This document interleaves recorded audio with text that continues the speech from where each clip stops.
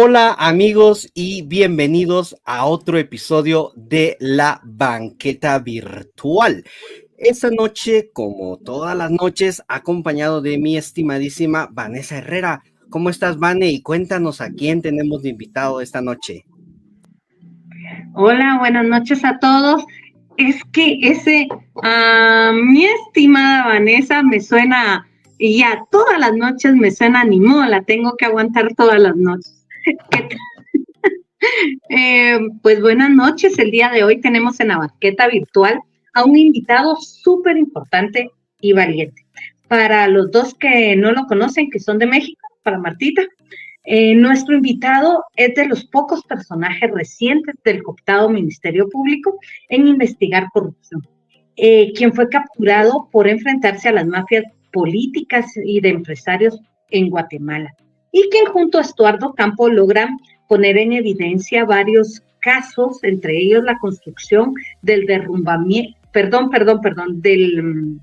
del libramiento de Chimaltenango, una de las carreteras más caras y una de las que se empezó a derrumbar a la primera semana, en la cual estaba vinculado José Luis Benito, exministro de Comunicaciones del gobierno del expresidente Jimmy Morales, acusado en múltiples casos de corrupción junto a otros funcionarios en una cadena de asaltos al Estado, cuya investigación lo lleva junto con Estuardo Campo a la cárcel.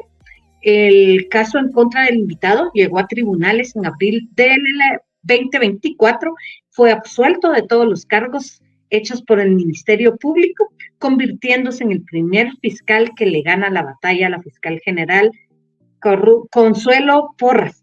Señoras y señores, el día de hoy tenemos el gusto, honor de recibir al exfiscal de la FESI, un gran y verdadero luchador por la justicia, Eduardo Pantaleón. Bienvenido, Eduardo. Muy buenas noches, Kevin, igual a usted, Vanessa, y demás personas que nos acompañan. Para mí es un gusto y un placer estar con ustedes y acompañarlos en esta charla que vamos a tener ahorita en horas de la noche. Solo quiero aclarar un punto: yo no pertenecía a la FESI, sino que pertenecía a la Fiscalía contra la Corrupción. Ok. Gracias. Excelente, muy bien. Pues Eduardo, vamos a comenzar con unas cuantas preguntitas, más que nada para conocerlo un poquitito mejor. ¿Nos podría usted comentar usted, pues, de qué parte de la República es y qué fue lo que lo llevó a estudiar leyes? Pues bueno, yo soy guatemalteco de origen, nací en el departamento de Guatemala y actualmente pues resido en el municipio de San Miguel Petapa. Lo que me motiva a mí el seguir o el estudiar la carrera de leyes es algo bastante curioso o bastante chistoso, si lo queremos ver así, porque en mi diversificado yo estudié bachiller en dibujo técnico, en construcción. Entonces era una carrera que a mí no me gustaba del todo, pero como era una carrera en la que no se llevaba el curso de contabilidad, porque dicho sea de paso, no soy nada bueno para eso. Entonces, ingresé a estudiar esa carrera y afortunadamente fui uno de los estudiantes con los mejores promedios en esa carrera y con la ejecución de planos, ¿verdad? Que de alguna manera eran muy bien vistos por mis catedráticos e inclusive por los directores del colegio donde yo estudiaba. En ese tiempo, pues, tanto los catedráticos como los directores me incentivaban y me motivaban a que yo siguiera en la universidad la carrera de arquitectura o ingeniería, tomando en cuenta de que eran carreras afines a lo que yo ya había terminado de cursar. Sin embargo, desde pequeño yo siempre tuve el gusto de vestirme formal, con corbata, con saco, indistintamente de la ocasión que fuera, pero ese era el gusto y el placer que yo tenía, el poderme ver delante de un espejo con una corbata, con un saco y con una camisa. Y pues yo veía en ese tiempo que en su caso eran los abogados, las personas que más se vestían de esa forma. Y como les decía al inicio, parece un poco gracioso, pero ese aspecto en específico fue lo que inicialmente me motivó el seguir la carrera de Derecho, y ya en el curso de la misma, pues ya uno ya le va tomando cierto cariño y cierto amor a la carrera, y pues ese amor y ese cariño es lo que, gracias a Dios, me lleva a mí a pisar y pertenecer al Ministerio Público. Cuando entra al Ministerio Público, ¿qué era lo que pensaba? O sea, ¿cuáles eran sus aspiraciones al entrar al Ministerio Público? Fíjense que yo ingreso al Ministerio Público inicialmente como pasante. Yo fui pasante en el Ministerio Público en el año del 31 de mayo al 31 de noviembre del año 2013. Acudí de una forma personal, individual, sin ningún tipo de invitación o sin ningún tipo de cuello, como comúnmente le denominamos nosotros acá en Guatemala. Simplemente tenía yo la inquietud de poder saber y de poder conocer el trabajo que desempeñaba la institución, y es así como tomo la decisión de apersonarme. Recuerdo todavía que ese día fui atendido por uno de los agentes de seguridad que se encontraba en el ingreso de la Oficina de Atención Permanente, que es la unidad donde se presentan las denuncias ante la institución. Y ahí le hago yo el comentario de que era estudiante de la carrera de Derecho y que era mi intención poder hacer pasantías en esa institución. Entonces él me direcciona a mí hacia el segundo nivel del edificio de Gerona. Entonces yo llego a la jefatura de la Fiscalía Distrital Metropolitana, como se denominaba en ese tiempo. Y obviamente en el año 2013 no teníamos ni la burocracia, ni esos requisitos tan exigentes como actualmente se tienen, y únicamente le hice saber a la secretaria del jefe de ese momento de esa Fiscalía Distrital que era mi deseo poder ejercer pasantías en esa institución. Entonces ella me pide mi documento personal de identificación, me hace una nota o una carta de confidencialidad, la cual pues contenía básicamente los lineamientos de cómo se iban a ejercer las pasantías dentro de esa fiscalía, pero específicamente la prohibición de que en su caso mi persona pudiera divulgar o informar respecto de las investigaciones que en su momento yo iba a tener a mi cargo, no como fiscal, sino como pasante, en el sentido de sacar fotocopias, archivar documentos, foliar expedientes, llevar algunos documentos a la torre de tribunales. Entonces es así como yo ingreso al Ministerio Público como pasante, como repito, del 31 de mayo al 31 de noviembre del año 2013, y en esos meses el Ministerio Público promueve una convocatoria interna únicamente para las personas que estábamos ejerciendo una pasantía para optar al cargo de oficial de Fiscalía 1. En ese momento yo decido participar en esa convocatoria, y finalmente el 2 de diciembre del año 2013 se me extiende mi nombramiento para ejercerlo como oficial de Fiscalía 1 en la Fiscalía contra el Crimen Organizado.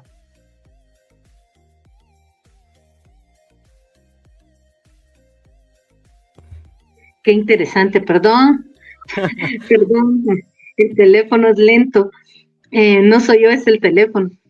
Kevin, ¿ibas a hacer una pregunta?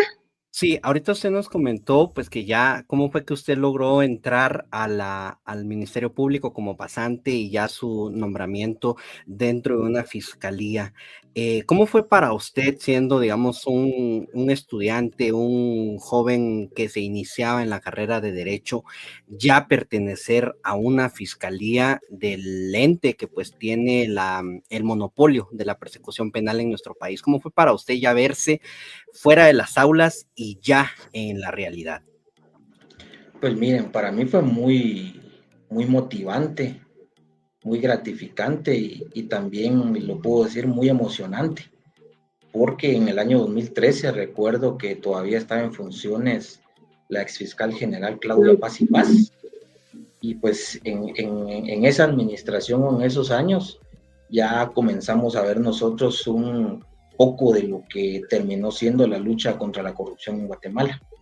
Entonces, obviamente, al ver los noticieros, en ese tiempo, a ver las pocas redes sociales que existían en ese momento, los periódicos, recuerdo bien que el protagonismo siempre lo tenía el Ministerio Público. Entonces, el uno decir yo pertenezco a la institución, por así decirlo, más protagonista de la administración pública o del Estado de Guatemala, era algo que de verdad generaba mucha emoción, mucha satisfacción y mucho orgullo también. Entonces, sí, para mí fue algo muy, muy emocionante y a pesar de las circunstancias, lo sigue siendo, porque yo lo he posteado en algunos mensajes, se lo he comentado a muchas personas, no sé si seré el único, seguramente habrá más, pero sí les puedo decir que yo amo al Ministerio Público. Es la institución a lo que yo le debo lo mucho o poco que soy ahora y a la institución a la que yo me debí durante poco más de 10 años, a la que le entregué muchos esfuerzos, muchos sacrificios familiares, académicos, de salud, sueño, hambre, y eso creo que hace que yo me sienta aún parte de esta institución y que le tenga el cariño que actualmente le sigo teniendo.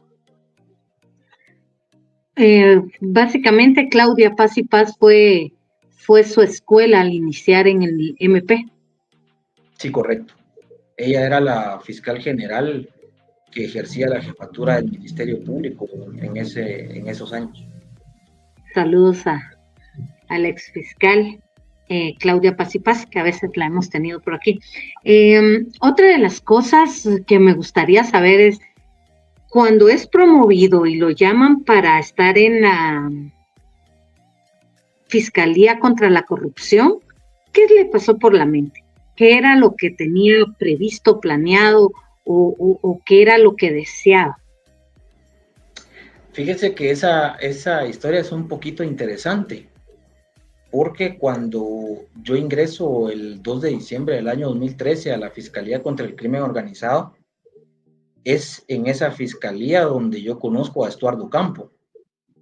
Él en ese momento tenía el cargo de auxiliar 2 y yo en ese momento ingresé como oficial de fiscalía. Entonces nosotros como oficiales teníamos dentro de nuestras funciones asistir a los auxiliares fiscales en temas de audiencia o en cualquier otra labor investigativa que ellos estuvieran realizando con ocasión de la tramitación de los distintos expedientes. Entonces es ahí cuando yo conozco a Estuardo Campo y recuerdo que nuestras primeras pláticas con él eran relacionadas no al trabajo, sino al fútbol, porque él es aficionado, fanático y amante de los Rojos del Municipal, y yo soy aficionado, fanático y amante de los Cremas de Comunicaciones. Entonces generábamos diversas conversaciones en temas de fútbol. Sin embargo, pues también en muchos de los momentos, pues hablábamos cuestiones estrictamente laborales. Sin embargo, estando Estuardo en la fiscalía, le sale la oportunidad de ascender en el año 2014 a la Fiscalía Especial contra la Impunidad, cuando el que era jefe en ese entonces era el licenciado Oscar Shahad. Sí. Él lo asciende a agente fiscal y es ahí donde él asciende y es, digamos, ascendido de la Fiscalía contra el Crimen Organizado hacia la Fiscalía Especial contra la Impunidad. Ya más o menos, si no estoy mal, creo que fue en el mes de septiembre del año 2016, él venía ejerciendo la jefatura de la Fiscalía de Asuntos Internos. Y derivado del buen desempeño que él había tenido en la jefatura de esa fiscalía, es como la exfiscal general Telma Aldana decide promoverlo como jefe de la Fiscalía contra la Corrupción.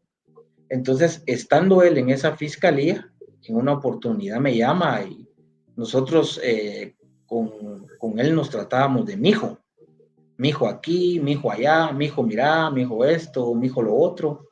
Entonces me llama, recuerdo yo fue en el mes de septiembre del año 2016, y me dice, mira, fíjate que fui ascendido, me dijo, ahorita soy jefe de la Fiscalía contra la Corrupción, me dijo, y es una fiscalía totalmente, la fiscalía totalmente nueva para él, más no el trabajo, porque él venía desempeñando una función en la FESI relacionada también con la investigación de casos de corrupción. Pero me dice, mira, yo acá no tengo gente de confianza, yo te conozco a vos desde hace algunos años, hemos generado una buena amistad en la Fiscalía contra el Crimen Organizado, sé de tu compromiso con la institución, sé de tu compromiso con el trabajo, tengo plena confianza en tu persona y yo te pido que por favor te vengas a trabajar conmigo a la Fiscalía contra la Corrupción. Si aceptas, yo ahorita hago tu propuesta y te venís para acá conmigo y aquí trabajamos juntos y ahí echamos punta, me dijo. Entonces yo acepto que él promoviera mi traslado de la Fiscalía contra el Crimen Organizado hacia la Fiscalía contra la Corrupción, y derivado de ese traslado es que el 2 de diciembre del año 2016 yo llego a la Fiscalía contra la Corrupción. En ese tiempo, en el año 2016, la Fiscalía contra la Corrupción era una fiscalía que nosotros en pláticas internas molestábamos y decíamos que era una fiscalía que estaba bajo perfil porque nadie sabía que existía. Nunca se escuchaba que la Fiscalía contra la Corrupción implementara acciones para presentar algún caso ante los tribunales de justicia, que la Fiscalía realizara diligencias de allanamiento para ejecutar órdenes de aprehensión o para el secuestro de evidencia, mucho menos decir que la Fiscalía había presentado una solicitud de retiro de antejuicio en contra de un funcionario o empleado público. Entonces, el llegar a esa Fiscalía no solo fue una cuestión motivadora, sino también un reto, porque me decía Estuardo, mira, mi reto es levantar esta Fiscalía. Yo la tengo que levantar, porque dentro de los promedios de metas o de evaluaciones que se hacían a lo interno del Ministerio Público, la Fiscalía contra la Corrupción era de las menos ponderadas, estaba rozando los últimos lugares del listado de las 33 fiscalías de sección que existían en ese momento. Entonces me dice él, mira, mi reto es levantar esta fiscalía y ahorita que estás acá conmigo, pues te voy a delegar algunas tareas o algunas funciones en la jefatura de la fiscalía. Y es así como yo me voy involucrando poco a poco con el trabajo de la Fiscalía contra la Corrupción. Es así como ya tengo yo un trabajo más estrecho y más de cerca con Estuardo Campo. Y es ahí donde la amistad que hasta el día de hoy tenemos, a pesar de que no puedo verlo, no puedo platicar con él, por las circunstancias que tanto él como yo legal y procesalmente tenemos, pero es así como nuestra amistad se llegó a un punto en el que, si ustedes se daban cuenta, si no era él, era yo los que aparecíamos haciendo allanamientos, en audiencias. Entonces, eso creo yo que es parte de lo que generó demasiado malestar en algunas personas, principalmente en los empleados, funcionarios públicos, contratistas de obras públicas. Eso fue lo que generó, aparte del trabajo que se estaba realizando, el ver que él y yo trabajábamos de la mano y de manera conjunta, fue lo que generó probablemente algún tipo de malestar en estas personas. Kevin, podemos leer mensajes y no se nos van a acumular y ya no los leemos si se enoja. Claro que sí, y le recordamos al público, a las personas que nos estén mirando en YouTube, en Facebook y en Twitter, que son bienvenidos a dejar sus comentarios o sus preguntas. Tenemos aquí ya un par, los voy a poner en pantalla. Tenemos un comentario de Luisa Ábalos, dice, mucho valor el de este fiscal. Mis respetos y mis saludos desde Cobán. Celina comenta, ánimo y ya a la espera del show. Gracias, Celina, muchas gracias por estar ahí. Y Alberto Sosa, él sí ya tiene una pregunta directa. Dice, ¿cuál fue el caso más complejo que llevó, además del libramiento? Bueno, pues para responder la pregunta del amigo, Creo que aparte del libramiento de Chimaltenango, el caso más complejo que tuve en mi mesa de trabajo, creo que fue el caso al que nosotros le denominamos corrupción en el Ministerio de Cultura y Deportes, porque fue un caso en el que se allanan en 3 ocasiones, de manera histórica, lo puedo decir, el Palacio Nacional de la Cultura.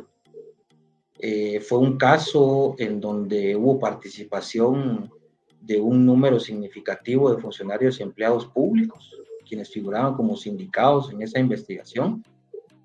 Es uno de los pocos casos a lo interno de la Fiscalía contra la Corrupción en el que se implementó un método especial de investigación de interceptación, grabación y reproducción de comunicaciones telefónicas, que era, en ese momento para mí era una diligencia de investigación, si lo queremos ver, nueva, porque no cualquiera tiene la dicha de tener un expediente en donde se pueda implementar ese método de investigación, pero ese tipo de características hacen que un caso se vuelva complejo, además de pues que dentro del mismo figuraban funcionarios y empleados públicos importantes en ese momento de la administración pública.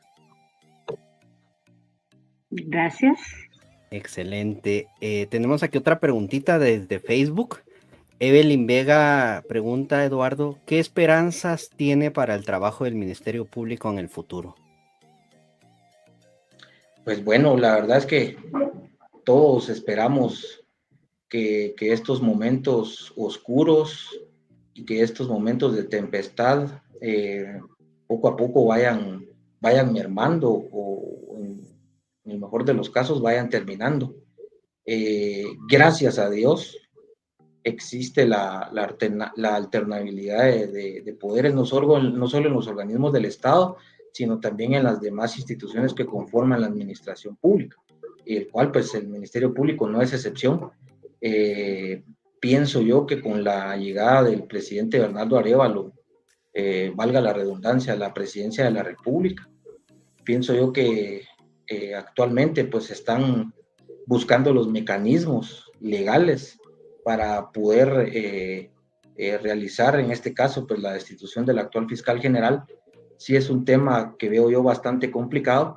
Sin embargo, pues recordemos que el periodo del actual fiscal general culmina en el mes de mayo del año 2026, y pues en este caso ya será el presidente Arévalo el que tendrá en sus manos la designación del nuevo fiscal general, que esperamos que sea una designación no en beneficio mío, ni no en beneficio de él, sino que sea en beneficio del pueblo de Guatemala, porque lamentablemente nosotros hacemos el comentario con algunos compañeros de que el péndulo de la justicia ha estado de derecha a izquierda y izquierda a derecha, y el péndulo de la justicia siempre debe estar en el centro. No debe responder ni a intereses de un grupo, ni a intereses de otro, ni a intereses de partidos políticos o de algún tipo de ideología.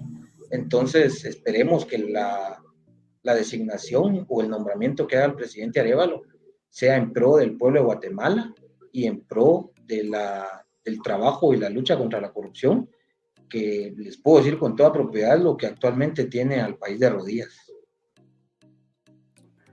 Concuerdo. Creo que nos seguía mejor si no estuviéramos en esas. ¿Qué? Sí, voy a poner aquí un par de mensajitos porque la verdad que las preguntas están muy, muy buenas. Solo antes de eso, saluditos a Mel. Gracias, Mel. Y veamos, estuvimos con Evelyn. Sí, Cosme Fulanito, un viejo conocido de la banqueta, hace una pregunta y él dice, ¿cree que hay verdadero Estado de Derecho en Guatemala? Actualmente no, porque vemos cómo distintos actores o instituciones hacen un uso inapropiado o caprichoso de las leyes de nuestro ordenamiento jurídico. En algunos momentos se aplican criterios únicamente en determinado caso concreto, pero a la hora de entrar en conocimiento de otro, el criterio ya es distinto. Entonces no podemos hablar de un Estado de Derecho cuando hay instituciones que no respetan en principio las leyes, que van en contra de las decisiones de otra entidad del Estado. En este caso no podemos hablar que haya Estado de Derecho cuando ni siquiera como pueblo de Guatemala aprendemos a aceptar los resultados de una elección. No podemos hablar de Estado de Derecho cuando tenemos una Corte de Constitucionalidad que responde a diferentes sectores o a diferentes intereses. No podemos hablar de Estado de Derecho cuando tenemos un organismo judicial, una Corte Suprema de Justicia. Lo digo por las anteriores, no por la actual, porque todavía no hemos visto en un 100% qué labor va a desempeñar, pero hemos visto cómo la justicia ha sido cooptada. No podemos hablar de Estado de Derecho cuando hemos tenido durante 6 años un ministerio público cooptado y respondiendo únicamente a intereses político-criminales, persiguiendo a los fiscales que en su momento hemos investigado casos de corrupción, persiguiendo a periodistas quienes han criticado o cuestionado la labor investigativa que realiza el Ministerio Público. No podemos hablar de Estado de Derecho cuando tenemos todo un sistema de justicia que únicamente responde a determinados intereses. Entonces, respondiendo específicamente a la pregunta, si actualmente tenemos hoy un Estado de Derecho, en mi opinión, la respuesta es que no. Gracias. Excelente, totalmente de acuerdo con usted, Eduardo. Yo creo que lo que bastaría, esto también es una opinión muy personal, pero sería la situación de caiga usted preso y vea si su apellido lo saca a la primera, ¿no? O le dice, no, fíjese que siempre va a ser que nada. No, o si uno no tiene plata. los acercamientos con determinados actores que en determinado momento le puedan hacer a uno un favor con determinada resolución, o si uno no cuenta, en este caso, ya hablando ya de cuestiones casi hasta delictivas, si no cuenta uno con los recursos económicos para poderle untar la mano, como decimos nosotros, a determinada persona para obtener una resolución favorable. No, eso es algo realmente lamentable. Sí, definitivo. Así es. Vani, no sé si tienes alguna pregunta o termino con las dos que sobran por acá. Las preguntas y así y lo atacamos, no, mentira. Muy bien. Rebeca Jiménez nos pregunta, ¿vale la pena que la gente quiera entrar al MP a trabajar? Qué pregunta más complicada. Fíjense que, miren, mi respuesta es que sí. Vale la pena no solo por la experiencia que significa ser parte del Ministerio Público, vale la pena también por el aprendizaje y la experiencia que uno logra recabar en la institución. Vale la pena en el sentido de sentir la emoción y la adrenalina de decir que pertenece uno a una de las instituciones más importantes del Estado y de la administración pública. Y digo, vale la pena porque es una institución a la cual se le puede aportar mucho, y estando uno dentro de la misma, uno puede aportar mucho también. Eso depende de cada persona y el compromiso que tenga uno, primeramente con el pueblo de Guatemala, porque al final uno es funcionario, uno es empleado público, uno es servidor público. Nos debemos al pueblo de Guatemala, no a quien ejerza la jefatura del Ministerio Público. Nos debemos al pueblo de Guatemala, nos debemos a la institución como tal, no al fiscal general que esté de turno o al jefe de la fiscalía que tengamos en ese momento, sino que nos debemos al pueblo de Guatemala. Ahora, a cómo están las cosas a lo interno de la institución y a nivel político, yo les diría que va a depender de cada uno el si ya estando adentro o formando parte de la institución, uno va a aceptar o va a formar parte de determinadas decisiones o determinadas instrucciones que en su momento se den a lo interno del Ministerio Público, a lo interno de la Fiscalía, porque de todos he sabido que en estos 6 años se han emprendido acciones manifiesta y arbitrariamente ilegales, arbitrarias, y pues todo eso conlleva una decisión, una instrucción que en determinado momento es aceptada o es acatada por otros funcionarios, y recordemos ese precepto constitucional que establece que nadie está obligado a acatar órdenes manifiestamente ilegales. Entonces, sí, es un poquito complicada la respuesta a la pregunta que realiza la amiga por acá, pero desde el ámbito en el que yo se los planteaba al inicio, les puedo decir que sí vale toda la pena. Excelente, muchas gracias, Eduardo. Y finalmente la pregunta desde Twitter de Adruk. Él o ella, perdón, no se ve muy bien en la foto, pregunta, ¿qué tan apropiado podría ser en la actualidad que el presidente destituya a la fiscal general antes de que ésta termine el periodo correspondiente? Fíjense que esa es una muy buena pregunta, porque derivado de la conferencia de prensa que realizó el día de anoche el presidente Arévalo y todo lo que generó esa conferencia de prensa en minutos posteriores y todo lo que se ha suscitado el día de hoy en las redes sociales, sí es una pregunta que muchos nos hacemos. Y para responderle puntualmente a la misma, yo le voy a dar mi opinión, ¿verdad? Que no es que yo sea dueño de la verdad o que yo lo sepa todo, pero es un análisis que hemos venido practicando o platicando con algunas otras personas, y es que a mi consideración el presidente Arévalo en este momento no puede destituir a la fiscal general. Recordemos que en el año 2016 la ley orgánica del Ministerio Público fue reformada, en este caso cuando estábamos en la administración del exfiscal general Telma Aldana, y esa reforma llevó a que se modificara el artículo específico en donde se llevaba a cabo el cual establecía la destitución, en este caso, del fiscal general.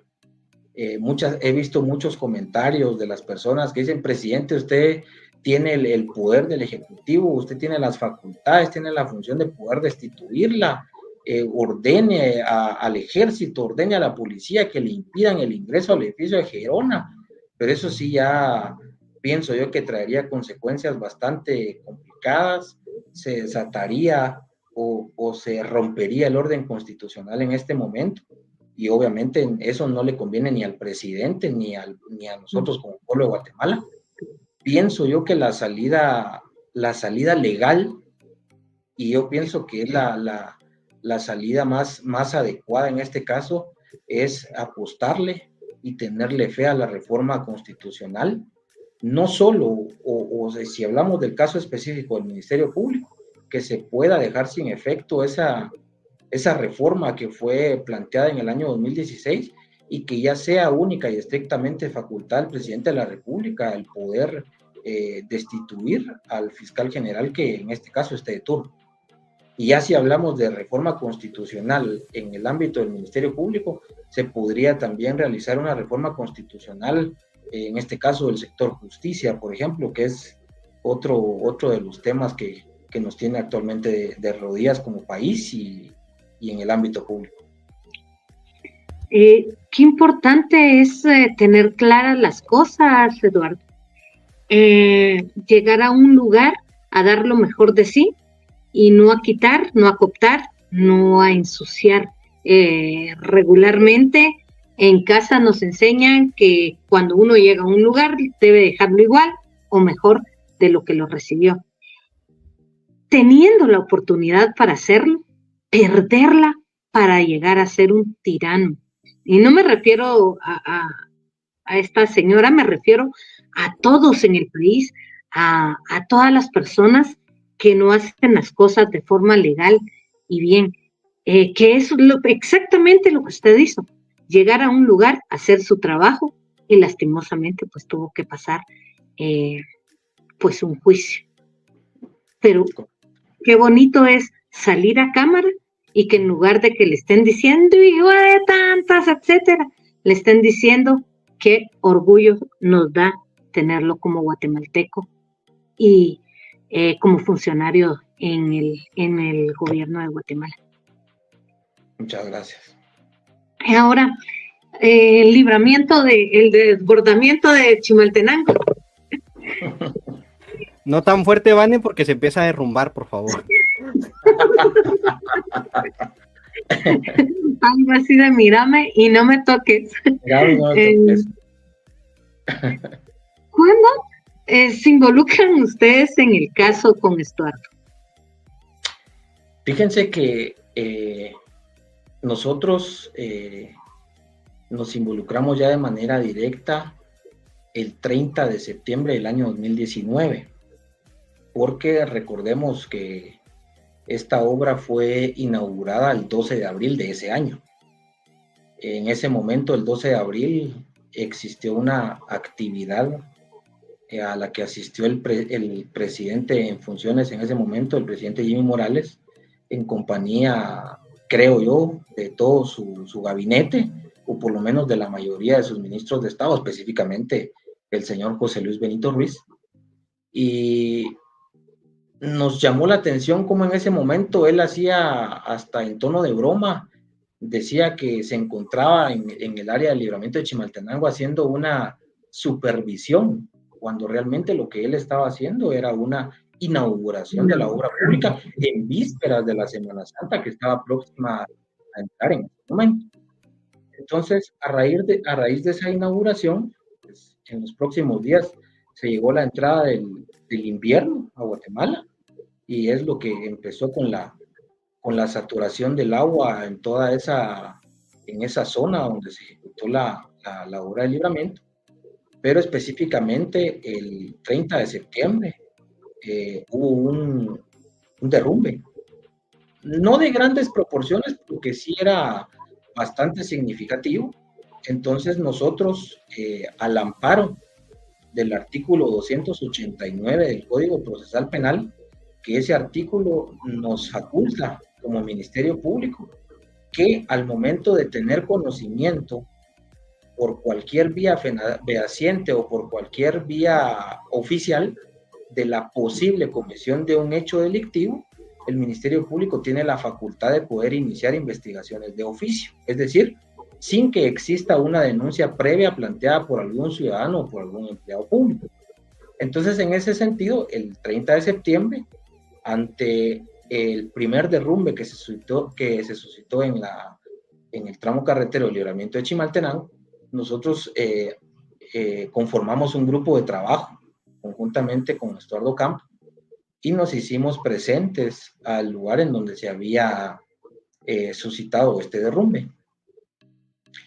Obviamente, si nosotros mirábamos hacia atrás y recordábamos que el 12 de abril de ese año apenas se había inaugurado la obra y que ya pocos meses después ya se había dado un derrumbe en ese sector, lo que nosotros dijimos, aquí puede haber una posible deficiencia constructiva, y que esa deficiencia constructiva iba en contra o en detrimento de los recursos del Estado de Guatemala, que al final esa es una de las funciones o una de la naturaleza de la creación de la Fiscalía contra la Corrupción.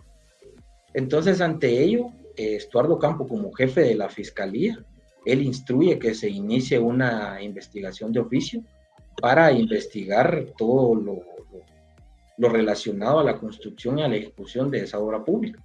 Ya posteriormente, la Contraloría General de Cuentas, en el ejercicio de su función fiscalizadora, ya ellos presentan 3 denuncias ante el Ministerio Público, derivado de los hallazgos que ellos habían detectado en los exámenes especiales de auditoría que ellos habían realizado en la obra pública, y eso fue otro soporte que llegó a completar de alguna manera la tesis fiscal que nosotros habíamos manejado en un inicio y que era lo que nos había motivado a nosotros el iniciar la investigación de oficio.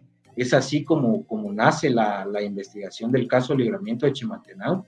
Fue una investigación iniciada de oficio que posteriormente se complementó con 3 denuncias presentadas por auditores de la Contraloría General de Cuentas.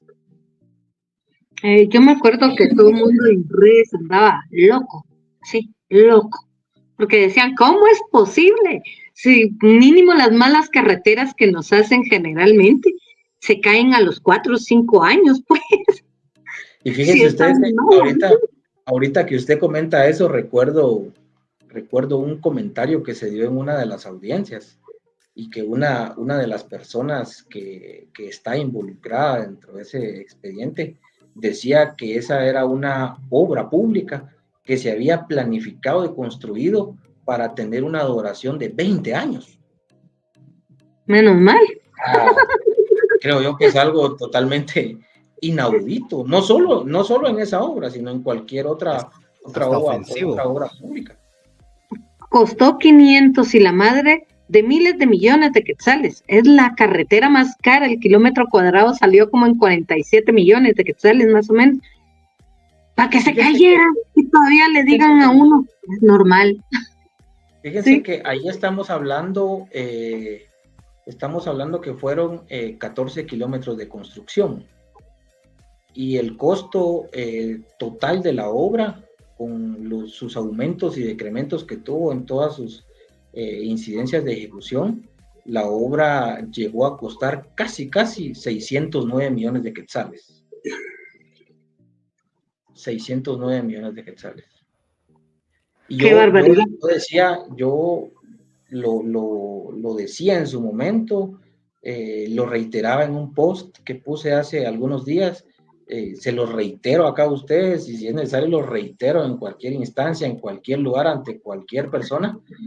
Y les digo yo que el caso del libramiento de Chimaltenango es uno de los, obviamente todos los casos del Ministerio Público son importantes, todos tienen su grado de relevancia, de complejidad y lo mediáticos que lo queramos ver, pero el caso del libramiento de Chimaltenango es una de las investigaciones más emblemáticas de toda la historia del Ministerio Público, porque en ese caso nosotros no investigamos, bueno, aún no siendo ni ingenieros, ni arquitectos, ni maestros de obras, ni albañiles, ni ayudantes de albañil, sin ningún tipo de conocimiento en lo que es la construcción.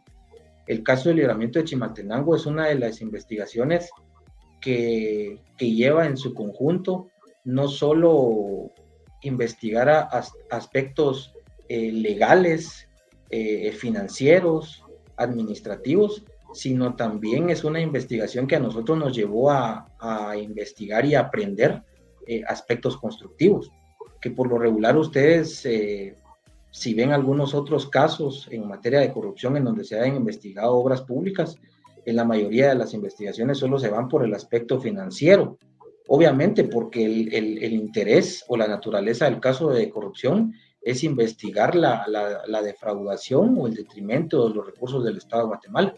Pero en el caso del libramiento de Chimaltenango, no solo se investigaron los aspectos propios financieros por el tema de los recursos del Estado, sino también aspectos técnicos y las deficiencias constructivas de una obra pública.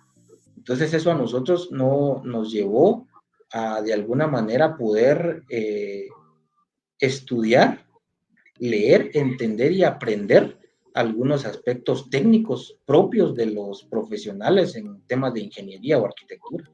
Por eso es que yo digo que el caso del libramiento de Chimaltenango es un caso emblemático y a la vez es bastante complejo porque tenía uno que saber qué es una carretera tipo A, una carretera tipo B, tipo C, qué dimensiones debe de tener cada una de estas carreteras, si van a existir cunetas, de qué ancho, de qué grosor, de qué altura, de qué profundidad deben de ser, si van a tener taludes, bermas, de qué altura, qué inclinación deben de tener, si se van a colocar pasarelas, cuáles son los puntos estratégicos en donde estas deben colocarse, si se hicieron estudios de factibilidad y prefactibilidad antes de la ejecución de la obra, si se llevó a cabo algún estudio de impacto ambiental antes de ejecutar la obra, si se llevó algún estudio de la zona en donde se iba a ejecutar la obra. O sea, son tantos aspectos técnicos propios de las personas que en este caso ejercen estas profesiones que nosotros de alguna manera tuvimos que sentarnos a leer y a estudiar porque de ninguna manera, si no, no hubiéramos podido entender entonces nosotros la forma en la que debíamos investigar el caso del libramiento de Chimaltenango. eh, llamada la mega obra de casi que del siglo. Perdón, es que uno se ríe porque, porque da cólera, en serio, Claro. hagan tanta plata para nada. ¿Usted cree, esto sí, un paréntesis, que Benito cumplía con los requerimientos para el puesto? Fíjense que la respuesta es que sí. Le voy a responder. Lamentablemente, dentro de nuestra Constitución, para los cargos de ministro, en este caso, y diputados al Congreso de la República, no basta más con ser guatemalteco de origen y estar en el libre ejercicio de nuestros derechos civiles y políticos.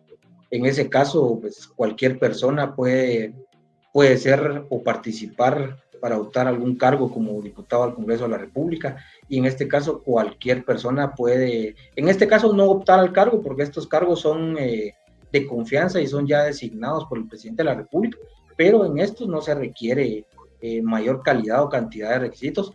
Pero aquí hay algo muy importante, y es lo que en la mayoría de los casos se inobserva, y es el caso de la aplicación del artículo 113 de la Constitución Política, que este artículo establece que cualquier persona que desee optar a ser empleado o empleado público debe reunir los requisitos de idoneidad, capacidad y honradez, que son 3 requisitos o 3 aspectos importantes que en muchos casos se incumplen o se inobservan, porque vemos cómo llegan personas a ocupar cargos importantes dentro de la administración pública sin tener los conocimientos, sin tener la experiencia que cada uno de esos cargos requiere.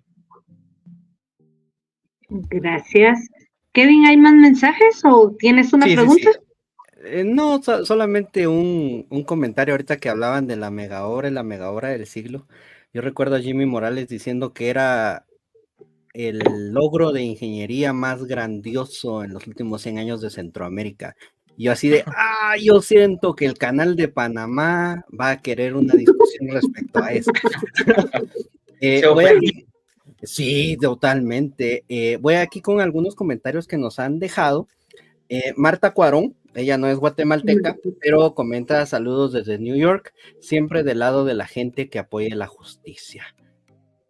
Osvaldo Herrera Mendía comenta: es increíble que usted haya sido el perseguido por esa obra mal hecha y sobrevalorada. La justicia florecerá en Guatemala. Jimmy Characo Puentes dice: sin eufemismos, fue un gran hueveo. Rebeca comenta: y lo vendían como una genialidad, esa cosa que se cae a pedazos. Y Mel comenta: y los ineptos de la bancada Voz criticando al exministro Félix por su doctorado internacional en administración pública. Sí, pero también estamos hablando de una persona que es que es guatemalteco de origen, man. ¿Qué vas a ver? Perdón. Sí, es increíble, de verdad, que aparte de todo haya sido usted el que haya pagado las consecuencias de una mala obra, de una obra con saqueos, de una sobrevaloración exagerada, y que aparte de todo se haya caído, en un ratito se empezó a caer y se sigue cayendo la mega obra. Es imposible creer que usted y Estuardo hayan pagado estas consecuencias. Fíjense que yo, como les comentaba hace un momento, la investigación, bueno, la visita que nosotros hicimos al Libramiento fue el 30 de septiembre. La instrucción de Estuardo de que se iniciara de oficio la investigación fue el 1 de octubre, o sea, un día, bueno, 2 días después, porque 30, si no estoy mal, creo que fue día viernes, y ya el lunes, creo, no recuerdo. La cosa es que la investigación se inició de oficio el 1 de octubre. Entonces, si recuerdan ustedes, el siguiente año, que fue el 2020, ya específicamente el 16 de marzo, fue que se empezaron a dar aquellas primeras disposiciones por el tema del COVID-19, que todo el mundo estaba confinado, todo el mundo estaba en su casa, En el caso del Ministerio Público, pues la fiscal general emitía algunas disposiciones internas, en este caso el no llegar a trabajar, el quedarse resguardados en su casa, obviamente sin descuidar las tareas o la naturaleza propia de la fiscalía, en este caso las personas que ejercían algún tipo de turno. Pero les comento esto porque si hacemos nosotros cuentas desde el 1 de octubre al 10 de julio del año 2020, estamos hablando que transcurrieron poco más de 9 meses. 9 meses en los que se los digo con toda propiedad y con mucha satisfacción, yo no supe qué era estar encerrado por la pandemia. Todos y cada uno de los días, no solo del 16 de abril en adelante, sino para atrás, todos los días asistía a la sede de la Fiscalía a trabajar. Todos los días me dedicaba a trabajar los diferentes casos que tenía asignados, pero mi especial atención o la especial importancia para mí era el caso Libramiento de Chimaltenango. Y les explico por qué. Cuando se llevaban a cabo aquellos, los famosos derrumbes, yo miraba las exigencias de la gente en redes sociales. ¿Y el Ministerio Público qué está haciendo? ¿Y el Ministerio Público no está trabajando? ¿Y el Ministerio Público aquí? ¿Y el Ministerio Público allá? ¿Y el Ministerio Público? En este caso, como la investigación estaba asignada a mi persona, yo era el responsable de ese caso. Cada vez que había un derrumbe, yo emprendía viaje al municipio del Tejar, departamento de Chimaltenango, porque tenía que inspeccionar la obra, tenía que documentarla con fotografía y video, tenía que faccionar un acta donde dejaba yo constancia del trabajo que hacía, y eso se hacía en cada derrumbe, si era de noche, si era sábado, si era domingo, era cada rato, y yo tenía que tener el tiempo y la disposición de poder ir a supervisar esa obra. Pero les digo esto porque en el término de poco más de 9 meses, sacamos nosotros lo que fue la primera fase dentro de ese caso, que para mí fue un logro bastante satisfactorio porque en otros casos de corrupción, lo que se nos complicaba un poquito era contar con los informes de examen especial de la Contraloría General de Cuentas, que muchas veces en la Contraloría, solo para que a un requerimiento al Ministerio Público le designaran una comisión de auditores, solo en esa cuestión que en palabras se ve tan simple, se nos iban a veces hasta 4 meses, que para nosotros eran 4 meses perdidos, porque eran 4 meses en los que en la investigación sí podía avanzar en distintos puntos, pero lo toral y lo importante para nosotros eran esos exámenes especiales de auditoría.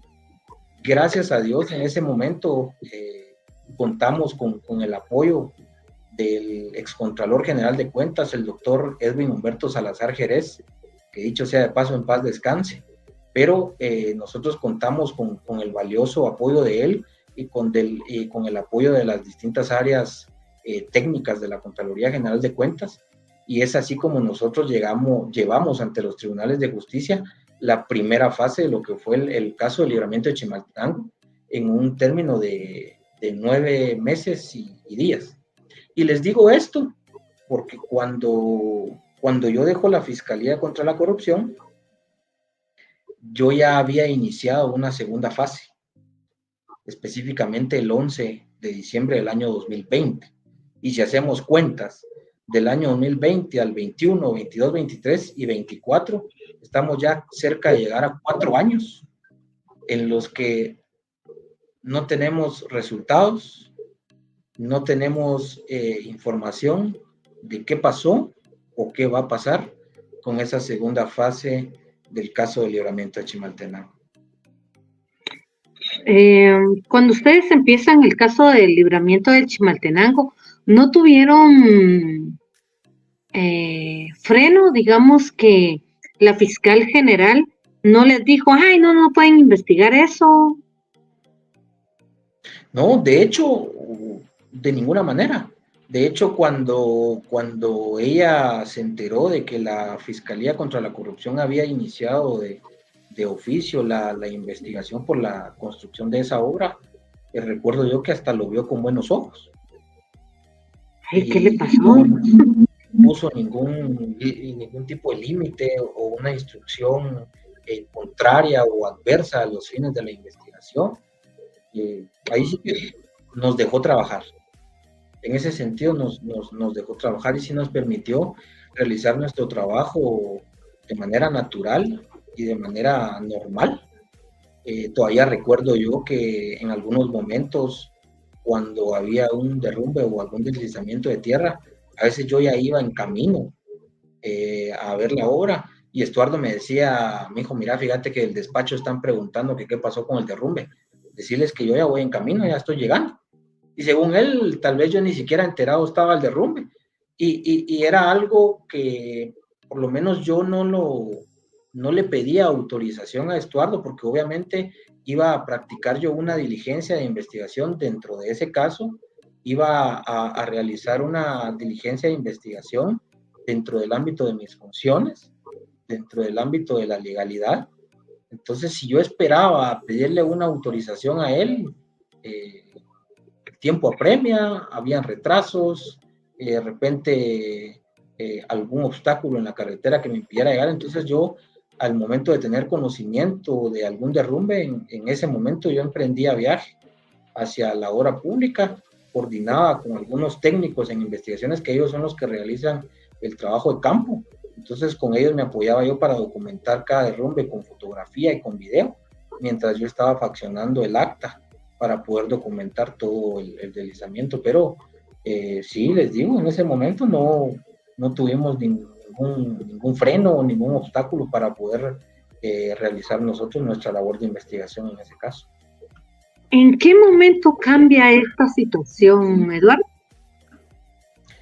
Miren, yo, en este caso, los jefes de las fiscalías son los que pueden palpar más esta situación, porque ellos son los que tienen mayor acercamiento con las autoridades, pero sí nosotros, o yo considero que este cambio comenzó a darse ya en el ejercicio de gobierno del expresidente Alejandro Yamatei.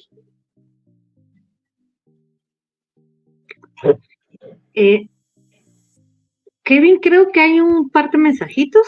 Sí, tengo aquí un mensaje de Víctor Andrés Ventura. Él pregunta, ¿qué opinión le merece que haya sido usted el que cayó preso y no los acusados? Pues bueno, al principio bastante sorprendido, ¿verdad? Yo siempre le dije siempre creo yo que más de alguna persona ha hecho este comentario.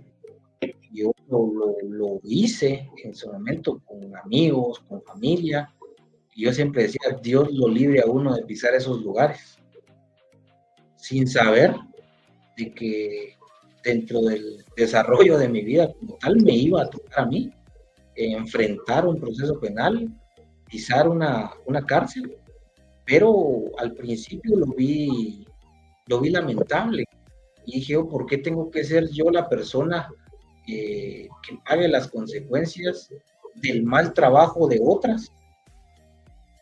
Cuando no era, digamos, responsabilidad mía el origen o la causa que inició la investigación en contra mía. Pero al día de hoy les puedo decir que me siento bastante satisfecho, me siento bastante orgulloso de que me haya tocado pasar eso, de que me haya tocado enfrentar un proceso penal. Claro que es un momento duro, es una experiencia bastante difícil, pero al día de hoy, después de todo lo que ha pasado, les puedo decir de que ha sido una experiencia que me ha fortalecido como persona, como ser humano, como profesional, y me ha hecho entender muchas cosas, pero sobre todo me ha hecho crecer como persona. Eso sí se los digo con toda propiedad. Ya no le tengo miedo, no le tengo miedo a eso. Es una etapa que todavía no ha pasado del todo, pero que poco a poco y con la ayuda de Dios y con la ayuda de la familia y la ayuda de ustedes, de las personas que día a día ponen un comentario positivo hacia mí, creo que todo ese conjunto de aspectos hace que esta carga sea un poco menos pesada y de poderla sobrellevar de una mejor manera. Al día de hoy me siento una persona muy fortalecida. Yo le digo a algunas personas de que esta experiencia que estas personas me hicieron pasar de manera injusta, de manera ilegal y de manera arbitraria, no tienen la idea del monstruo que acaban de crear ellos, porque me fortalecieron de una manera enorme y estoy listo y estoy preparado para lo que se venga en el futuro. Si se puede ingresar nuevamente a la administración pública en algún cargo en el que yo considere que puedo desempeñar mis funciones de manera legal y de manera correcta, con mucha satisfacción yo lo voy a aceptar y lo voy a recibir. Si en su momento en el futuro tengo la oportunidad de volver al Ministerio Público en otra instancia, con los ojos cerrados regreso, ¿verdad? Como les digo, estoy preparado y ahora les doy las gracias a ellos, porque gracias a este proceso penal terminé de formar aquellas cuestiones, aquellos aspectos internos que poco a poco se van formando y como les reitero, no saben el monstruo que crearon. Crearon un monstruo para bien, para bien. Nosotros nos sentimos muy orgullosos porque tenemos la mala práctica de que en muchas de los lugares donde nos presentamos no somos muy honestos. Y tenerlo usted el día de hoy con nosotros ha sido un verdadero honor, una plática muy agradable. Estamos muy orgullosos de usted como guatemaltecos y aquí estamos. Cuando usted quiera, esta es su casa. Muchas gracias. Muchísimas gracias por venir. Saben que estoy a sus órdenes. Muchas gracias. Muchísimas gracias, Kevin. Claro que sí. Tenemos aquí una última pregunta que acaba de caer, Vane. No sé si. Lo último y nos vamos. Aquí está, a buena hora, a Ángel María Romero. A ver, voy aquí con la pregunta, porque el comentario de Mel ya es un comentario. Ángel María Romero pregunta: ¿de qué manera le apoyó su jefe Estuardo Campo en esta investigación? Esta pregunta me va a llevar muchos minutos. Porque para mí Estuardo Campo no solo fue mi jefe. Bueno, al principio no solo fue mi compañero de trabajo, después no solo fue mi jefe, sino que se llegó a convertir en mi amigo, y lo digo con mucha satisfacción y con mucho orgullo. También se llegó a convertir en mi hermano y parte de mi familia. Una persona que admiro, que respeto y que amo muchísimo, y por sobre todas las cosas lo voy a apoyar en la medida de mis posibilidades en cualquier momento. El solo hecho de que él tuviera esa confianza en mí para poder llevarme a la Fiscalía contra la Corrupción y poder trabajar con él, para yo poder estar cerca de él, trabajando en una fiscalía, para mí fue algo muy satisfactorio. A mí me llena de mucho orgullo y de mucha satisfacción, porque recuerdo yo que Estuardo, cuando llevaba a cabo reuniones con algunas personas que llevaban a darle seguimiento o procuración a sus casos, él siempre me presentaba. Primero decía él es mi amigo y después decía él es mi mano derecha. En cualquier reunión o actividad a la que él asistiera y me invitaba o me llevara, él siempre decía él es mi amigo y mi mano derecha. Y en muchas oportunidades, teniendo pláticas solo él y yo, me decía: mira, si mañana yo no estoy por alguna actividad o por alguna reunión o algo, ahí te haces cargo de la fiscalía. o en algunos momentos me decía, mira, si no estoy yo, pero estás vos, yo sé que estando vos todo va a marchar bien.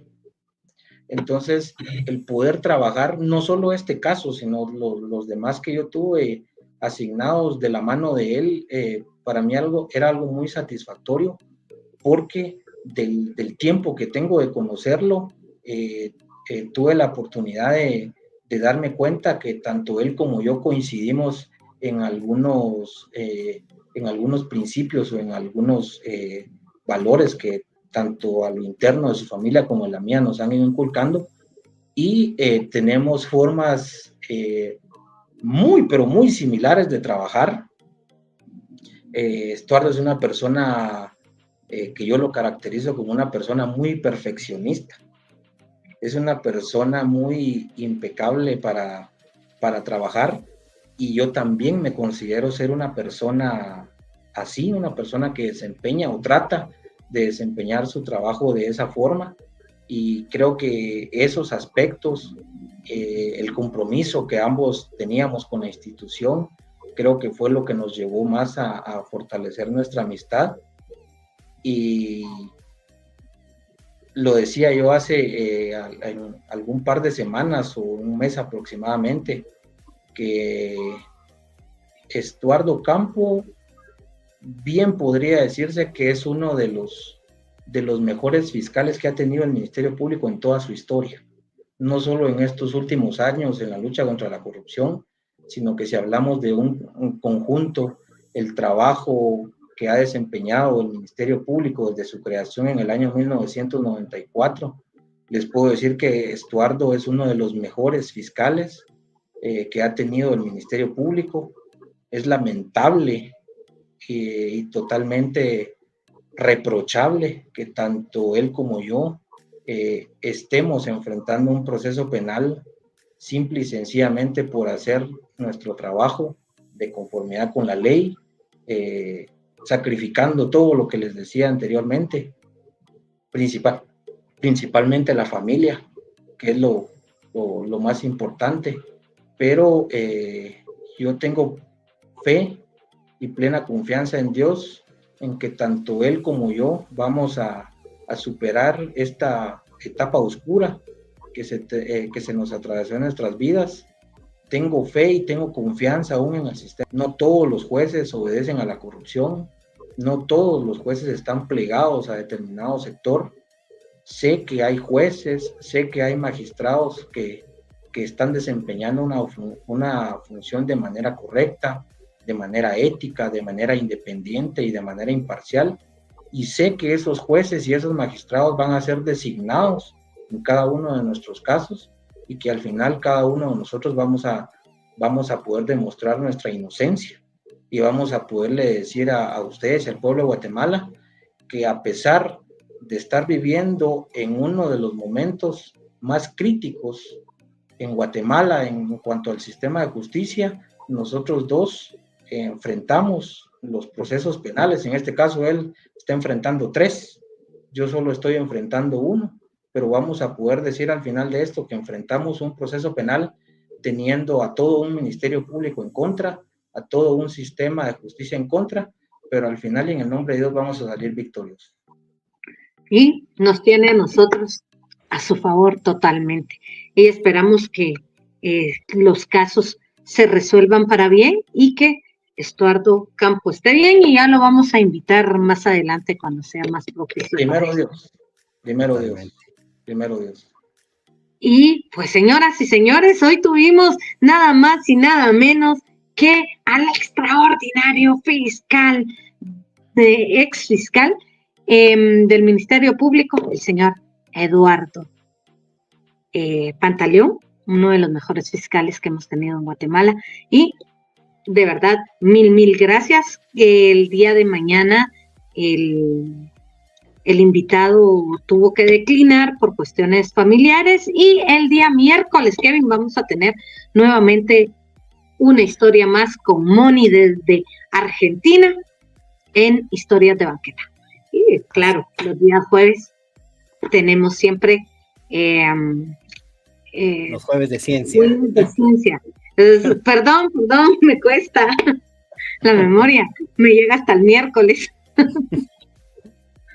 Eduardo, muchísimas gracias.